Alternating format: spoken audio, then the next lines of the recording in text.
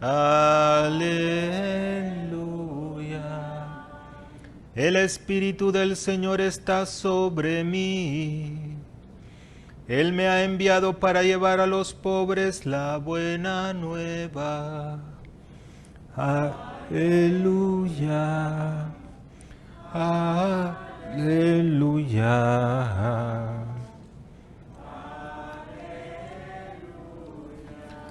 El Señor esté con todos ustedes. Lectura del Santo Evangelio según San Lucas. En aquel tiempo Jesús fue a Nazaret, donde se había criado. Entró en la sinagoga como era su costumbre hacerlo los días sábados, y se levantó para hacer la lectura.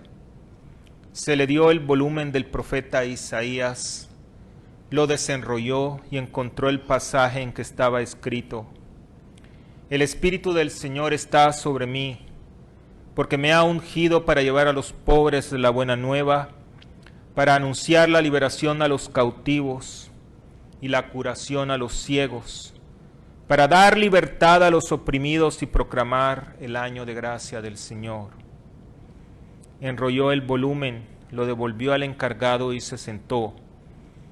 Los ojos de todos los asistentes a la sinagoga estaban fijos en él. Entonces comenzó a hablar diciendo: Hoy mismo se ha cumplido este pasaje de la Escritura que acaban de oír. Todos le daban su aprobación y admiraban la sabiduría de las palabras que salían de sus labios y se preguntaban: ¿no es este el hijo de José? Jesús les dijo: seguramente me dirán aquel refrán: médico, cúrate a ti mismo y haz aquí en tu propia tierra todos estos prodigios que hemos oído que has hecho en Cafarnaún. Y yo les aseguro que nadie es profeta en su tierra. Había ciertamente en Israel muchas viudas en los tiempos de Elías, cuando faltó la lluvia durante 3 años y medio, y hubo un hambre terrible en todo el país. Sin embargo, a ninguna de ellas fue enviado Elías, sino a una viuda que vivía en Sarepta, ciudad de Sidón. Había muchos leprosos en Israel en tiempos del profeta Eliseo. Sin embargo, ninguno de ellos fue curado, sino Naamán, que era de Siria. Al oír esto, todos los que estaban en la sinagoga se llenaron de ira, y levantándose lo sacaron de la ciudad y lo llevaron hasta un precipicio de la montaña sobre la que estaba construida la ciudad para despeñarlo. Pero él, pasando por en medio de ellos, se alejó de allí. Palabra del Señor. Los sacramentos instituidos por Jesucristo son acciones, o son gracias, invisibles de Dios, que se manifiestan por una acción visible de la Iglesia. Repito, los sacramentos son gracias invisibles de Dios que se manifiestan por una acción visible de la Iglesia. Por ejemplo, en el sacramento de la reconciliación, cuando vamos, recibimos el perdón, la gracia del perdón, no la vemos, pero sabemos que si nos hemos confesado de corazón, recibimos el perdón y el sacerdote pues extiende su mano derecha y dice las palabras de la absolución, ¿verdad? Esa es la acción visible de la Iglesia, para ponerles un ejemplo. Pero también en cada parte en todos los sacramentos, en todas las gracias de Dios, se derrama el Espíritu Santo. Recuerden que es donde entra la Trinidad, Dios Padre, Dios Hijo y Dios Espíritu Santo. Y sobre todo en el sacramento del bautismo, y reafirmamos en el sacramento de la confirmación nuestra fe. Y es ahí donde se abre el cielo y desciende el Espíritu Santo, pero aparte de recibirlo, somos ungidos. somos ungidos. Ungido significa escogido, separado, apartado.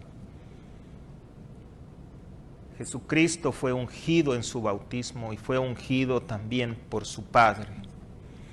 Cuando Jesús dice, el Espíritu del Señor está sobre mí porque me ha ungido, estamos hablando del mismo Espíritu Santo y de la misma unción. Obviamente en diferentes categorías, ¿verdad?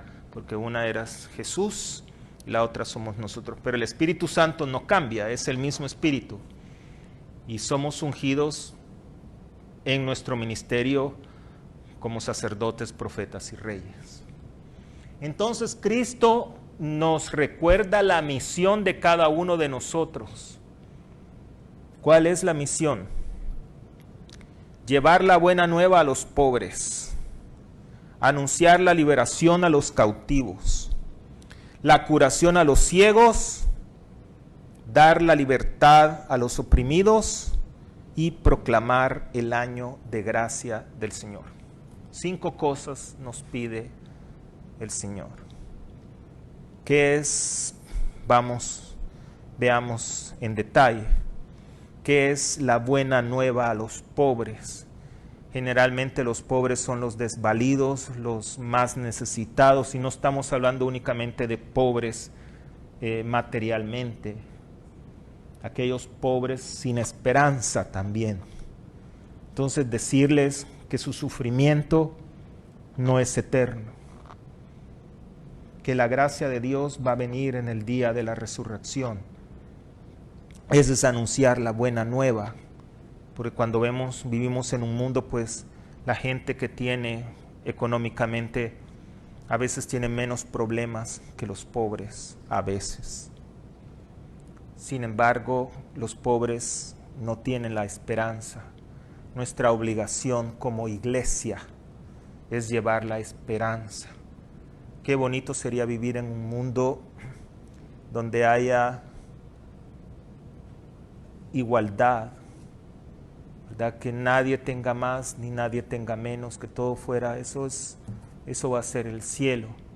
Pero por lo pronto debemos de recordar que ungidos debemos de ayudar a aquellos en nuestra capacidad que están menos que nosotros. Muchas veces solo vemos yo y que me falta a mí, pero no vemos que hay otros que están en peores condiciones. Anunciar la liberación a los cautivos. ¿Qué significa eso? Anunciar la liberación a los cautivos por el pecado. Recordarles a todos que Jesús crucificado pagó por nuestros pecados y que Él nos libera del pecado.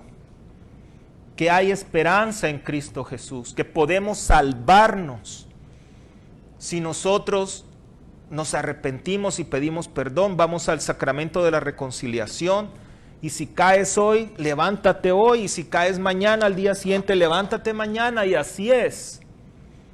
Debemos de anunciar la buena nueva. Esa es la iglesia que Jesucristo fundó, que no es el final. Hay gente que no siente de que no son dignos. No somos y no somos dignos, es cierto, y lo decimos en la misa: Señor, no soy digno, pero una palabra tuya, ¿se acuerdan? Es que no lo somos. Y recibimos ese perdón por el Señor. Esos clavos que recibió Cristo son los clavos de nuestros pecados. Hay esperanza. La curación a los ciegos. Alguien dijo, hay personas que no creen. Y alguien dijo que aunque se les aparezca Jesucristo, aunque se les aparezca Dios, no van a creer. Y por eso se molestaron los escribas y los fariseos. Al final, que les dice, Dios mandó al profeta solo a algunos. ¿Y saben por qué? Porque eran los que creían y los otros no aceptaban que era Dios que estaba mandando a los profetas. ¿Cuántos ciegos hay en nuestros tiempos ahora? Y la iglesia sigue predicando y predicando, y nos acusan de que nosotros nos metemos en política. Una iglesia que no molesta y que no estorba no es el mensaje de Cristo. Una iglesia cómoda no es el mensaje de Cristo. Porque el mensaje de Cristo transforma y hace ver a los ciegos. Pero aquellos ciegos que se abren a la gracia de Dios. Nuestra obligación, ustedes y la mía, es hablar de la verdad con amor. Somos profetas, recuerden. El profeta es aquel que anuncia la buena nueva y denuncia el pecado. Hay que separar a la persona de las acciones, por favor. Eso es muy claro. No se trata de juzgar a nadie. La acción de la persona, eso es separar. Allá la persona si abre los ojos o no, o quiere seguir como ciego, como los escribas y fariseos. Dice, para dar libertad a los oprimidos, aquellos oprimidos que viven, que están oprimidos por el pecado. Una cosa es ser pecador y otra cosa es vivir en pecado. Somos pecadores. Si estamos aquí es porque queremos la salvación, ¿cierto? ¿Verdad? Entonces, y todos somos pecadores y yo soy el primero. Pero una cosa es vivir en estado de pecado mortal, de quererse arrepentir, saber que yo estoy en pecado mortal y quiero seguir viviendo así. Debemos de anunciarles que hay libertad para ellos también. Podemos hacerlo. No tengan miedo. Claro, no es un mensaje que les va a dar la bienvenida. Gracias. Dijo Jesús que la verdad nos hace libres, ¿se acuerdan? Pero nadie dijo que la verdad nos hace sentir cómodos. A nadie le gusta que le digan la verdad, pero aquel únicamente de corazón humilde es que acepta la verdad. Y finalmente dice proclamar el año de la gracia del Señor. En los tiempos de Jesús, cada 500 años se abría la puerta santa. ¿Se acuerdan que el Papa Juan Pablo II la abrió 50 años después que se estableció el Concilio Vaticano II? Pero acá el año de gracia del Señor. El año de gracia del Señor es la gracia de la eterna Jerusalén.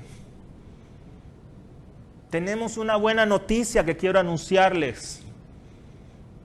Que si seguimos al Señor, que si somos fieles, cumplimos sus mandamientos, nos vamos al cielo. ¡Qué buena noticia! ¿Quieren ir al cielo? Hoy, sí, dicen algunos, otros dicen que no. Al tercer cielo quiero ir yo, no creo que vaya a llegar, pero por lo menos hacer escala. La gracia del Señor es decir que tenemos la esperanza de la salvación. Que la vida, que este camino de la vida no es lo último. Ese es un proceso.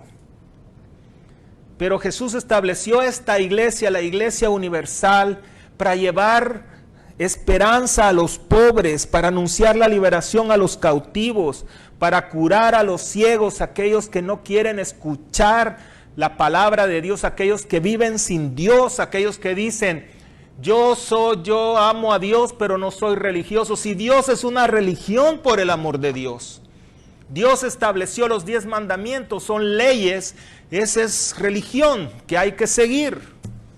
El que diga que Dios no es religioso, se está contradiciendo. Dios es la fe, y cuando hablamos de la fe universal, establecida por Jesucristo. Queridos amigos, queridos hermanos, pueblo de Dios, quiero darles esa buena nueva, porque ustedes y yo hemos sido ungidos como Cristo lo fue, y hemos recibido el Espíritu Santo para llevar esperanza en un mundo que no tiene esperanza, en un tiempo que es un tiempo de dolor, pero no es el final. Y pidamos también por la intercesión de nuestra Santísima Madre, pues que nos arrulle y nos proteja y nos cuide en este difícil tiempo.